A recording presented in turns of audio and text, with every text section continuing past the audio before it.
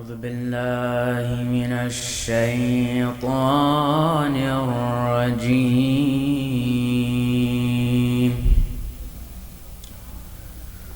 بسم الله الرحمن الرحيم.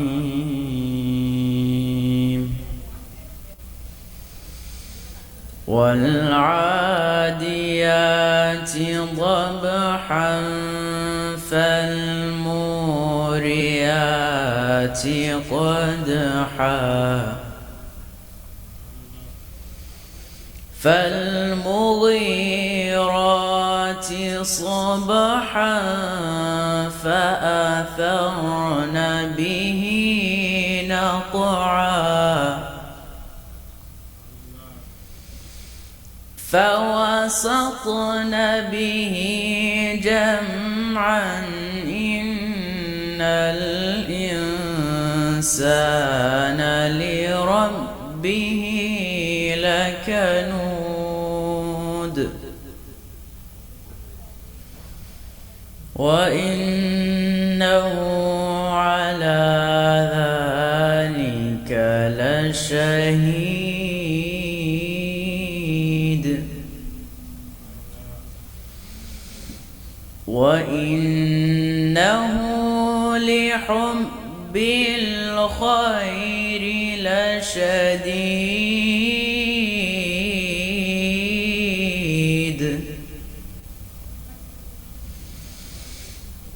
أفلا يعلم إذا بعثر ما في القبور وحصل ما في الصدور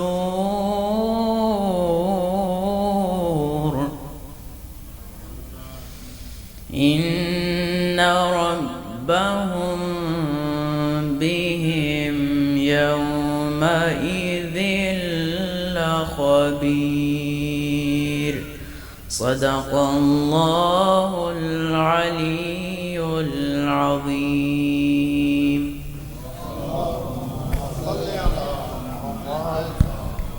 Beautiful citation by Shabir Jafri, mashallah.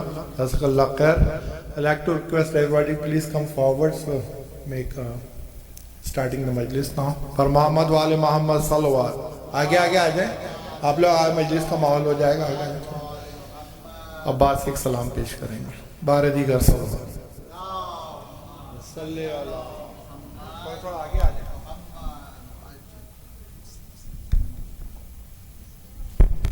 صلوات محمد و آل محمد.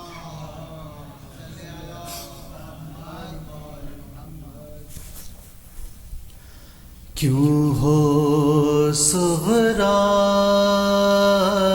سے تم خفا بابا،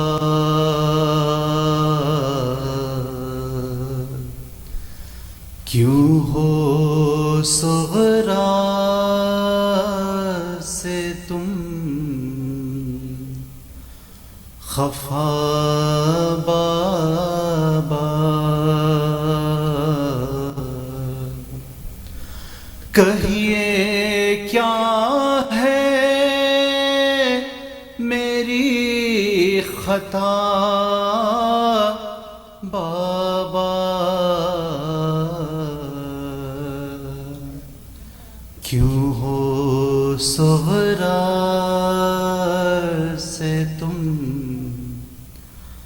خفا بابا؟ ارے خط تو بس دے دیا ہے قاصد کو، خط تو بس دے دیا ہے قاصد کو، نہیں معلوم کچھ پتا بابا،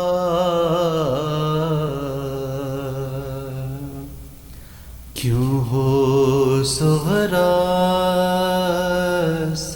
تم خفا بابا رے لے گئے کیوں نہ مجھ کو ساتھ اپنے لے گئے کیوں نہ مجھ کو ساتھ اپنے آپ سے ہے بہت گلا بابا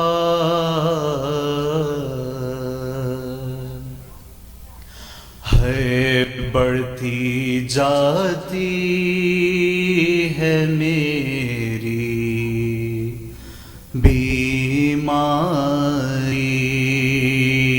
بیماری بڑھتی جاتی ہے میری بیماری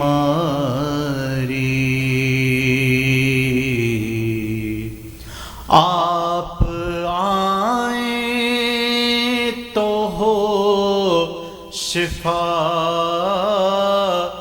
بابا کیوں ہو صغرا سے تم خفا بابا ہے بھیجا اب تک نہ بھائی اکبر کو بھیجا اب تک نہ بھائی اکبر کو وعدہ پورا نہیں ہوا بابا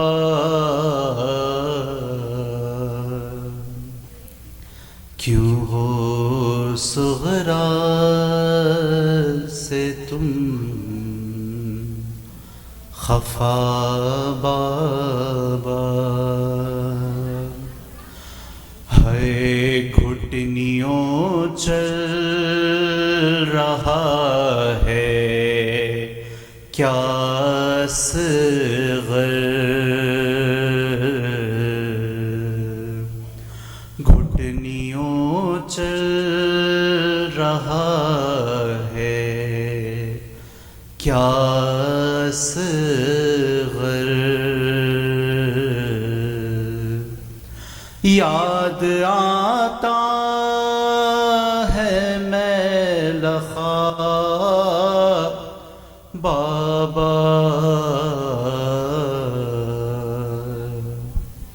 کیوں ہو صغرا سے تم خفا بابا صلوات محمد وآل محمد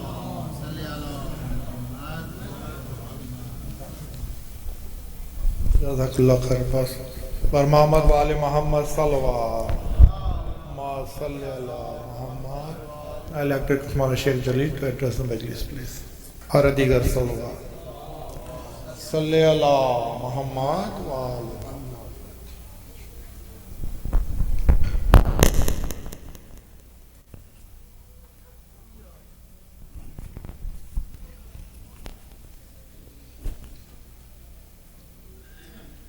أعوذ بالله من الشيطان اللعين الرجيم بسم الله الرحمن الرحيم الحمد لله رب العالمين ثم الصلاة والسلام على أشرف الأنبياء والمرسلين سيدي وحبيبي ونور قلبي طب القلوب ودوائها وعافية الأبدان وشفائها ونور الأبصار وضيائها أبي القاسم محمد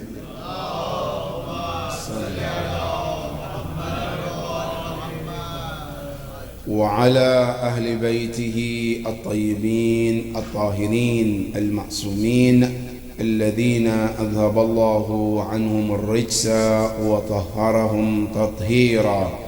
اللهم صل على محمد وآل محمد.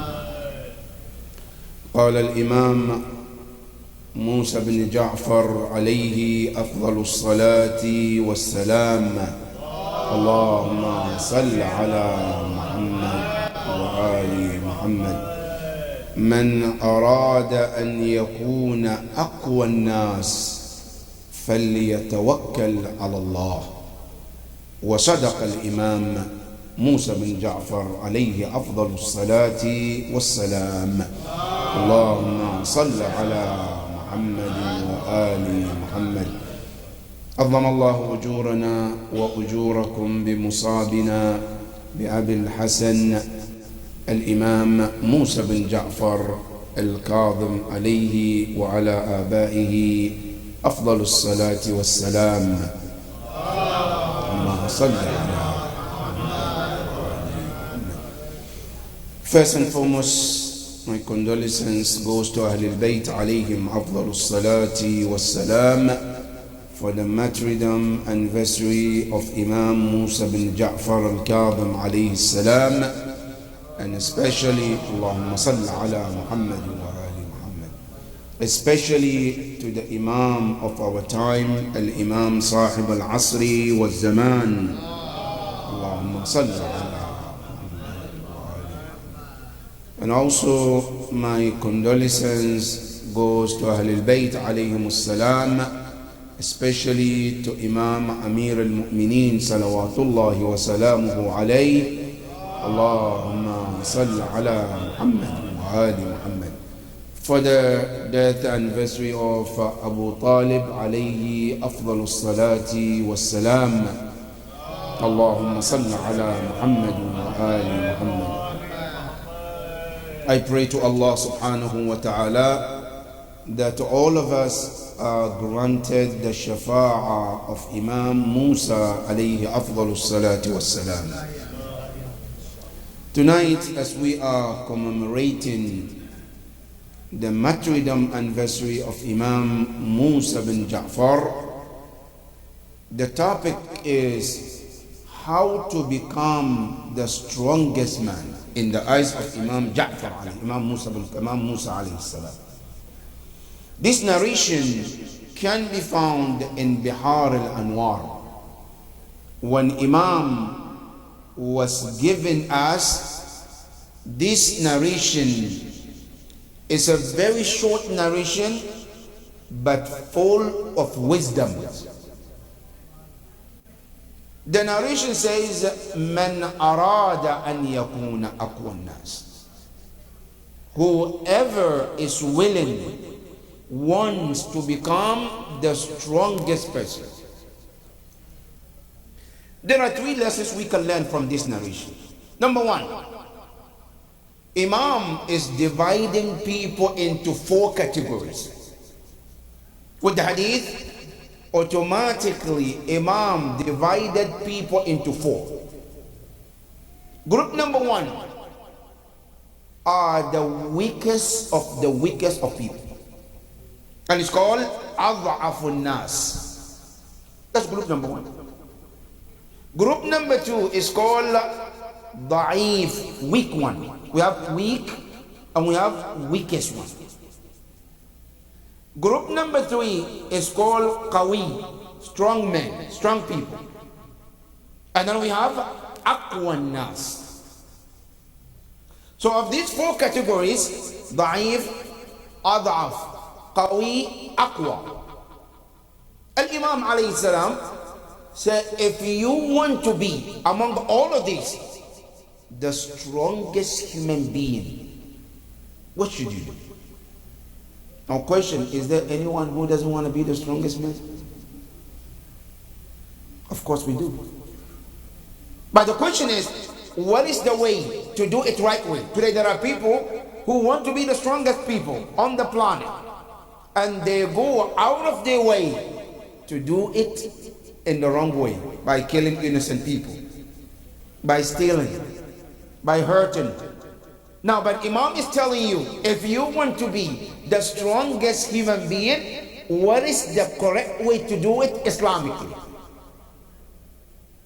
And not only telling you, he gives you the way to achieve that too. And he says, the way of becoming the strongest person is فَلْيَتَوَكَّلْ عَلَى اللَّهِ, is to only rely on Allah. That's the only way to go and become the strongest person. Only to rely on Allah subhanahu wa ta'ala. Now, the question is, how do we rely on Allah? There are misconceptions about tawakkul ala Allah, and then there is the proper understanding. Many people think when we say tawakkul ala Allah, it means to freeze every power and just rely on Allah, and that's it. And today some people believe tawakkul is what? I sit home, I want money, I say astaghfirullah, Allah give me money, but I don't have to do anything.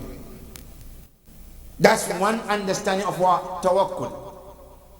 But what is the actually way of being tawakkul on Allah? In a house of Ahlul Bayt, there are three processes of tawakkul. If you want to do tawakkul ala Allah, the proper way, there are three foundations. Number one, you have to understand that everything in this world is created and controlled by Allah. That's the first tawakkul. You have to know the source and the controller of the universe, and what exists in them is belong to Allah subhanahu wa ta'ala. That is the first. Number two, you also have to understand that Allah created this universe. He created something called as-sabab wal-musabbab. That is what called cause and effect. Meaning what? Allah subhanahu wa ta'ala, when He created this universe, He created things has to be done in a certain way. For example, I'm hungry. Can I sit home and say, Ya Allah, I want my stomach to be full? And Allah does that? No, Allah doesn't do that. No matter how much you sit home and you do dua, Ya Allah, I want my stomach to be filled with food, Allah says, I don't do stuff like that. What should I do? Allah says, I created what is called as-sabab wal-musabbab. Cause and effect. Now what is the cause? You have to find the food first, to eat it, then I make you satisfied. I am thirsty. Allah says you have to find the water, and two, you have to drink it, and then you become what? You quench the thirst. Allah created a sabab al-musabbab in this universe. If you want something, you have to know the sabab and you have to follow the sabab. That's why in Surah Al-Kahf, Allah tells us about Dhul Qarnayn. It says, فَأَتْبَعَ سَبَبًا. It says Dhul Qarnayn was able to perform miracles because he followed the cause and effect that Allah created. If you want to do tawakkul on Allah, you have to know as-sabab wal-musabbab, and you have to follow the cause and effect.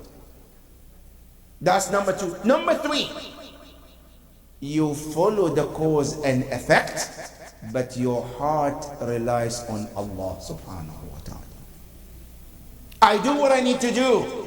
I know what I have to do, but I know that Allah is the one at the end of the day who controls everything. This is the proper tawakkul on Allah subhanahu wa ta'ala. If you rely on anything else, you always will be disappointed. The only one who will not disappoint is Allah. That's why Allah said in the Quran, وَتَوَكَّلْ عَلَى الْحَيِّ الَّذِي لَا يَمُوتُ. If you want to rely on someone, is it rely on him who never dies. You rely on someone, they might be here as long as they're alive, they can help you. They can be there for you. But the moment they die, can they help you? Somebody is powerful. The moment they lose power, they cannot benefit you. Somebody can be powerful, they support you, they help you. The moment they fall sick, they can't help you. But who can help you as long as you needed him all time, all the places? Allah subhanahu wa ta'ala. Imam Musa alayhi salam, he says, Man arada an yakuna aqwa nas. Whoever wants to be the strongest person, he says, فَلْيَتَوَكَّلْ عَلَى اللَّهِ. Now you go to the life of Imam Musa alayhi salam, you will see practical reliance on Allah in his life. Not only he's telling you, he was one of those who rely on Allah in all his life. And Imam Musa al-Kadhim alayhi salam lived from birth to death 55 years.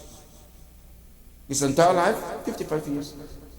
From the time he was born till the day he left was 55 years. And Imam Musa alayhi salam, this 55 years was filled with so much lessons for all of us. But Imam Musa al-Kadhim, his life was very, very difficult. He went through 5 khulafa of Bani al-Abbas. 5 worst khulafa. Number 1, the first khalifa Imam Musa al-Kadhim went through is called Abu al-Abbas al-Saffah, la'natullahi alayhi. The second one is his brother known as Mansur al-Dawaniqi, la'natullahi alayhi. Number 3, the son of Mansur called al-Mahdi. Number 4, another son called al-Hadi. Number 5, Harun al-Rashid. Each one of these 5 khulafa were worst in history of mankind. One out of these 5, Mansur, was known to be one of the worst of one of those among the khulafa of Bani al-Abbas. Mansur hated the Shia of Imam Ali, hated Ahlul Bayt alayhi salam. Mansur, he was going to Hajj, and he gave a key to a box, and he said, in case I die, don't open the box unless I die, but if I come, I don't want you to open the box. The box was kept. After Mansur's death, they opened the box. Guess what was in that box? The box was filled with the heads of the Shia of Imam Ali. Out of the hatred, he killed the Shia of Imam Ali and put the heads in that box. That was Mansur al-Dawaniqi. Mansur al-Dawaniqi, he was not just a bad person when it comes to ruling. He was also one of the greediest of the greediest. That's why he's named al-Dawaniq. Al-Dawaniq was the currency of the time. Mansur used to kill people or prison people because of the lowest of the money. Dawaniq is like what you call today, look, American currency, penny, that's what called Dawaniq. Dawaniq, because he used to punish people on smallest amount of money. That is how worse Mansur was. And Imam Musa al-Kadhim alayhi salam went through all of these people. Imam Musa alayhi salam, not only he was the Imam of Ahlul Bayt, he was a teacher of all mankind at the time when he was even a child. And he was a teacher of the great people the history has recorded today. One of them, Imam Musa al-Kadhim alayhi salam, was a teacher of Abu Hanifa even when he was a child. Abu Hanifa came to Medina and decided to visit Imam Ja'far al-Sadiq alayhi afdalus salatu wassalam. And he asked, as he walked into the house, he saw Imam Musa al-Kadhim alayhi salam was a young man, 6-7 years old at that time. He ran to Imam and he asked him, Ya Ghulam, ayna at-takhalli? Where is the bathroom? Where can I use bathroom? That was one question. But listen to the answer of Imam Musa al-Kadhim at that age. Not only he answered him, Imam Musa alayhi salam gave him rules about the bathroom. In the one question, he said to him, Ya Rajul, he said, Tawakka. He said, you want to use the bathroom? The first rule, he said, Tawakka a'yun al-nas. Number one, adab of using the bathroom is to use it where people are not watching you. People cannot see. That's number one. Number two, it says stay away from any place where you use the bathroom where there is running water. Number three, it says tawaqqa ashjar dhul athmar. Stay away from trees which carries fruit. Number four, is also when you use the bathroom, make sure that you stay away from what? From facing Qibla. Now today, if you want to understand what Imam Musa al-Kadhim is saying, today check all the Risala Amaliya. You see our Maraja, they have the rules about using the bathroom. Imam Musa al-Kadhim alayhi salam, and the Mara of one question, he gave Abu Hanifa the ruling of what we call the ruling of bathroom. That is one of the blessings that Allah has given to Imam Musa al-Kadhim. The same Imam Musa al-Kadhim was asked a question by whom? By the same Abu Hanifa. He said to him, Ya Ghulam mimman al-ma'asiyah. There is a misconception about sin. And the sin, there's a question that who commits sin? Is it Allah, or is it Allah and the human being, or is it just human being? If you understand this question properly, this has a root in what we call in aqa'id. Al-aqa'id, there are three schools of thought. One of them they call al-mufawwada. And then the second group was called al-jababira. And then there is Ahlul Bayt in the middle. Al-Jababira or Al-Mujabbira, they believe that everything we do as a human being is all done by Allah. Today when you go do good, it's Allah. If you do bad, it's Allah. Nothing you do by yourself. They are called Mujabbira. Now, then there is another Mufawwada who believe that everything that we do, Allah has nothing to do with it. Everything you do is you. Allah doesn't even have a control on you. And then these two groups were dominant during the time of Imam Ja'far. Imam Ja'far as-Sadiq came and told people that the first group, which is Jababira, they are not right. The other group are not right either. The right group is in the middle. Meaning what? There are certain things as a Muslim you don't control, is controlled by Allah. There are certain things you don't do, is done by Allah. Then there are certain things is done by you and not Allah subhanahu wa ta'ala. And to understand this topic, brothers and sisters, you know, Bani Umayyah and Bani al-Abbas, they created this so they can justify every sin, every oppression they do. So that when they kill people, you cannot hold them accountable. They say, I didn't do it, Allah wanted it to happen. That is to justify their crime. So, Imam Musa al-Kadhim alayhi salam, Abu Hanifa asked him, Mimman al-ma'asiyah, who commits sin? Imam Musa alayhi salam told him, Imma, the sins that you just asked can be divided into three. One, Imma min Allahi wahda. Either we can say it's from Allah, only Allah commits sins. فما كان لرب كريم أن يعذب عبده بذنب لم يقترف. How would Allah, the gracious God, will punish his servant for sins that the servant didn't do? He did it, but he's going to punish his servant. He said, how can that be possible? So if we say that Allah is the one who did sin, and then Yawm al-Qiyamah, he puts you in the hellfire, even though he did the sin, he said, this is not the generosity of Allah. He says, وَإِمَّا مِنْهُمَا. Either the sin is done half by Allah, half by human being.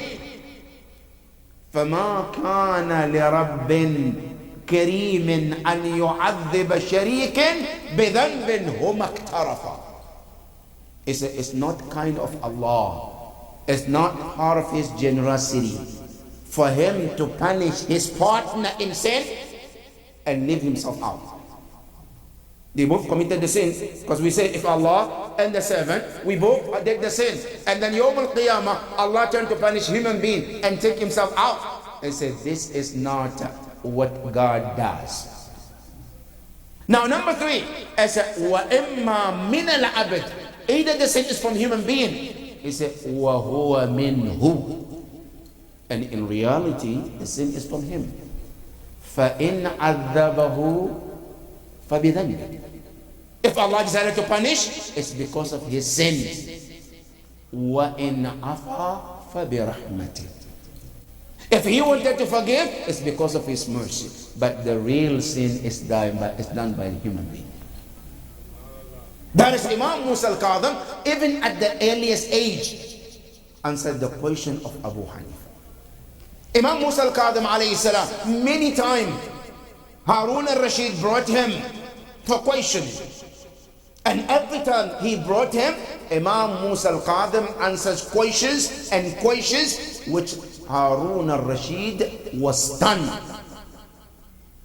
There were many times he brought Imam Musa al-Kadhim alayhi salam for questions. One of them, he said to Imam Musa al-Kadhim, why do you claim to be the sons of the Prophet and we cannot claim the son of Prophet? Why do you claim the son of Prophet when we know for sure you came from the daughter of the Prophet? And we Arabs, we always claim to be the lineage of our fathers.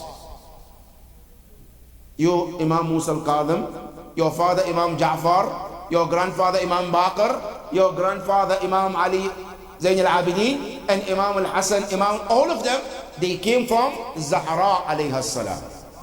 Allahumma salli. And we know, according to us Arabs, you only claim your father's side.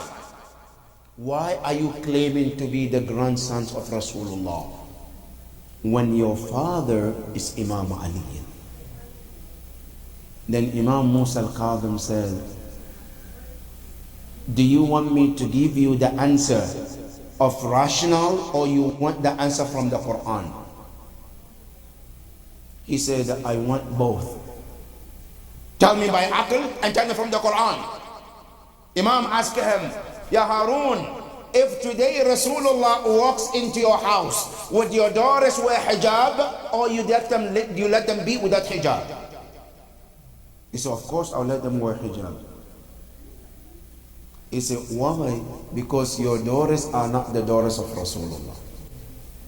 He said, but I will tell you, if Rasulullah was to walk in my house today, my daughters will not need to wear hijab because my daughters are his daughters. He said, not only that, he said, Ya Harun, if you are to sit here today and Rasulullah to walk into your house and ask you, Ya Harun, I want to marry your daughter, would you give your daughter to Rasulullah? He said, absolutely I will give, and I will be honored to give my daughter to Rasulullah. Imam Musa al-Kadhim said, Ya Harun, this is the difference between me and you, because Rasulullah would not ask my daughter's hand for marriage. Why? Because my daughters are his daughters.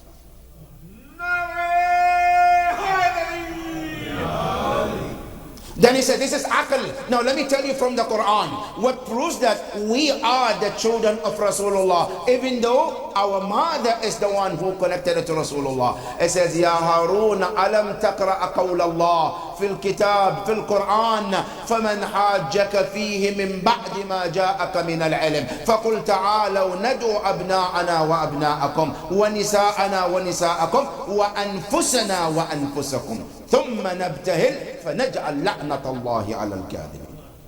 He said, haven't you read these ayahs? The ayah of Mubahala. When Allah told Rasulullah, فَقُلْ تَعَالَوْا, Ya Rasulullah, tell them, نَدْعُ أَبْنَاءَنَا, we invite our sons.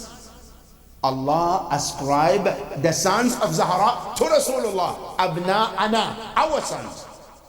And who did Rasulullah brought other than Imam al-Hasan and Hussein? If Allah ascribed them to Rasulullah, who are you not to allow us to ascribe to Rasulullah? Harun al-Rashid did not have an answer to Imam Musa al-Kadhim. Every time he brought Imam Musa al-Kadhim alayhi salam for question, Imam Musa always answered the question. Imam Musa alayhi salam was known to be one of the signs of akhlaq. Imam Musa alayhi salam was tested with a man at his time who always, when he see Imam Musa al-Kadhim, he always cursed Imam. Always, without any reason. He sees Imam, he follows him with the curse. Imam Musa alayhi salam asked his companions, what do you think, how do you think I should respond to him? Now today, sometimes you get tested with this. Either in your family, or at your workplace, or your neighborhood. Somebody who doesn't like you, who doesn't want to see you. Not because you did anything wrong, he just doesn't like you, or she doesn't like you. For no reason. And they're working in any way possible to put you down. That was the test of Imam Musa al-Kadhim. Now the question is, how do you react in this situation? Imam asked his companions, how do you think should I react towards this man? They say, Yabna Rasulillah, give us the permission and we'll kill him. Tell us, we kill him. That's it. Imam said, no, killing is not the answer. I will respond in the best way. But I will respond in your presence too. The man was a farmer. So later on, 2 days later, Imam invited them, his companions, I'm gonna go respond to the man. He took his companions. They thought Imam Musa al-Kadhim is going there to fight or to curse back, which is his right. Because in Islam, when somebody curses you, you have every right to curse them back. Man i'tada alaykum fa'tadu alayhi bil mithl. Allah gave you that right. So they thought Imam Musa al-Kadhim is going there to curse him too. They went to the farm of the man. The man saw Imam Musa al-Kadhim. He stood up. Imam Musa alayhi salam asked him, Ya Rajul, kam kallafaka al-mazra'a? How much did it cost you to plant all of these farms? He said to Imam, 100 dinar. The whole thing, the seed, the work cost me 100 dinar. I said, how much are you expecting to gain from this farm? He said, I don't know. Only Allah can tell. Imam said, yes, I know you don't know, but the question is, how much are you anticipating the gain from this farm? He said, I'm hoping I'll gain 600 dinar. Total how much? 700 dinar. Imam Musa al-Kadhim alayhi salam took 700 dinar and gave it to him. The man took 700 dinar and he was stunned. Why? Because he was expecting Imam came to curse him. Imam came to hurt him. Instead, Imam came and was kind to him. And that was a shocking moment for the man. Right after that, the man fell by the feet of Imam Musa al-Kadhim and started crying. And the narration said he read this hadith and he says, Allahu ya'lamu haythu yaj'alu risalata. From that day, anytime Imam Musa al-Kadhim going somewhere, he will go there to be a servant of Imam Musa al-Kadhim. You know the lesson of these brothers and sisters. The lesson is here. You know, many of us, our akhlaq is business. Many of us, our akhlaq, right? It's business. What is a business? You be good to me, I'll be good to you. You're kind to me, I'm kind to you. You're bad to me, I'm bad to you. That's a trade. I gain, then I do. If I lose, I'm not doing it. That's a business. But the true akhlaq is to be kind to someone who is bad to you. That's the true akhlaq. And that's what the Quran said, idfa' billati hiya ahsan. That somebody is bad to you, and said you push back with what? With the kindness towards the person. This is the true akhlaq, and this is the message of Ahlul Bayt alayhi salam. Imam Musa al-Kadhim alayhi salam gave us the akhlaq, which is the true akhlaq. You know, Imam Musa al-Kadhim alayhi salam, Allahumma salli, most of his life was spent in prison. That's why in his ziyarah it said, أيها المعذب في قعر السجود. The one who has been punished in the deep down of prisons. You know, out of the 55 years of Imam's life, 18 years of his life was spent in prison. That's the highest narration we have. The shortest age, number of years we have was 12 years. The max that we had, they said 18 years of his life. And Imam was transferred from one prison to another. From one prison which is public to the private prisons. But you know the saddest part? They say Imam Musa al-Kadhim got hurt more in public prison than the private one. You know why was he hurt in the public? Because he saw with his eyes how other prisoners were being tortured, and that hurt Imam more than himself. He was a prisoner, but the way he saw Bani al-Abbas were punishing other prisoners, Imam cries more for others than himself. The first time Imam Musa was put in prison, he went to sujood and he says, Ya Allah, I've been looking for time to spend with you, to do ibadah, and now you have given me the opportunity to do ibadah for you, Ya Allah. Imam was put into prisons. Some prisons he cannot even tell day or night. Can you imagine what Imam Musa al-Kadhim went through? Sometimes he cannot tell, is it a day or is it a night? His companions, they cannot get access to him. Until finally Imam was placed in a prison which is guarded by a man called Sindi, La'natullah, who was the worst of prison guards. And he hurt Imam so much.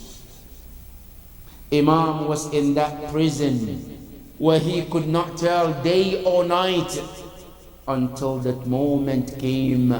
The companions of Imam were wondering, when will the faraj of Imam Musa al-Kadhim will come true? When would Allah relieve him where they can find a moment with Imam Musa al-Kadhim alayhi salam? One of the companions came to visit Imam in the prison, and he said to him, Yabna Rasulillah, Matal Faraj. When will the relief come where we can spend a moment, learn from you, sit with you, learn from you? Imam alayhi salam, he looked at his companion and he said to him, Yawmul Jum'ah. On Friday is the relief. On Friday where? It says, Ala Jisri Baghdad. On that bridge of Baghdad, you will meet me there. You want to see me? Come there on that bridge. This companion couldn't understand the message of Imam. He went home trying to tell and all the companions, all the Shia, Inshallah, Imam will be out on Friday. Let's go and meet Imam on that bridge on the Baghdad. Those Shia of Imam Musa al-Kadhim, they all left their homes on that Friday, waiting on the bridge of Baghdad. When did Imam can come so they can look at him and say to him, Assalamu alayka ya Babul Hawaij, Assalamu alayka ya ibn Rasulillah. They were waiting and waiting and waiting, hoping to see the nur of the face of Imam Musa al-Kadhim, but they came to shock, to see there was a coffin was brought and left on that bridge. They didn't know which coffin was this, which man is that in that coffin. They were waiting. Later on, they went to the prison to ask, Aina ibn Rasulillah? Where is the grandson of Rasulullah? Aina Musa ibn Ja'far? And they said, haven't you seen the coffin on the Jisr, on that bridge? Yes, we saw. Who's that? إنه ibn Rasulillah, Musa ibn Ja'far al-Kadhim. They rushed to the bridge, they rushed to the coffin. Yes, indeed, Ibn Rasulillah was in that coffin. Not only he was in that coffin, the chain of the prison was in the hands of Imam Musa al-Kadhim. Not only that, also the chain on the neck of Imam Musa al-Kadhim. And they left him madluman ghariban. This was the situation of Imam Musa al-Kadhim. Today, as you look at the face of Imam Ali ibn Musa al-Rida, how is his face today when he look at his father and he was all chained from the neck and the legs? Imam Ali al-Rida alayhi salam, who led the janazah of his father with the ghusl and kafan after the burial, Imam Ali al-Rida, he was saying salam to his father after the burial. Imam Musa alayhi salam, his son, who was crying when he was saying salam, assalamu alayka ayyuha al-mu'adhabu fi qa'r as-sujud. Imam Ali alayhi salam, he got the ghusl, he got the kafan. What about Aba Abdullah al-Hussein, who was killed on the land of Karbala and left bila ghusl wala kafanin for 3 days? What about Aba Abdullah, who was murdered in the land of Karbala and the horses was jumping on the body of Aba Abdullah? What about Aba Abdullah after his martyrdom? They took everything away from his body. Zainab salamullahi alayha, when she came and she saw the body of Aba Abdullah, she says, Anta ibn walidi, are you my brother? Are you the son of my father? Yes, indeed, I'm the son of your father. Zainab alayhi salam, she could not handle. She turns towards Medina. She called Rasulullah, Assalamu alayka ya Rasulullah. She said, peace and blessing be upon you, Rasulullah. Hada Husaynun bil Ara. This is your Hussein that you know. But which Hussein? Is it Maslubul Imamati wal Rada, who they took his amama, his turban, his aba and kaba was taken away as well. Inna lillah wa inna ilayhi raji'un. وسيعلم الذين ظلموا أي منقلب ينقلبون والعاقبة للمتقين. يا حسين يا حسين حسين حسين Hussain, Hussain, Hussain, Hussain, Hussain, Hussain, Hussain, Hussain, Hussain. क्या क्या सितम हुसैन के दिल पर गुजर गए, क्या क्या सितम हुसैन के दिल पर गुजर गए। अकबर गुजर गए, अली असगर गुजर गए। क्या क्या सितम हुसैन के दिल पर गुजर गए। मुश्किल थी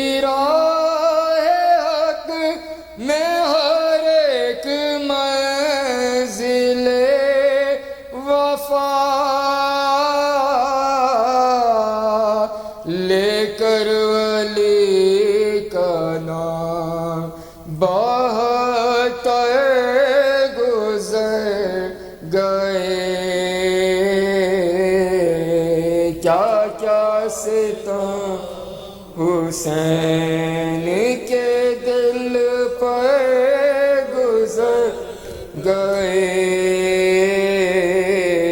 کیا کیا ستم کے دل پر گزر گئے فوجوں کو چیرتے ہوئے عباس نامدار میدان سے مثل ہے در صفدر گزر گئے کیا کیا ستم حسین کے دل پر گئے جب یاد آ گئی کبھی زینب کو کربلا کیا کیا نظر کے سامنے منظر گزر گئے کیا کیا ستم حسین کے دل پر گزر گئے دیکھا کیے ہزاروں تماشائی راہ میں سر کو جھکائے لے پیمبر گزر گئے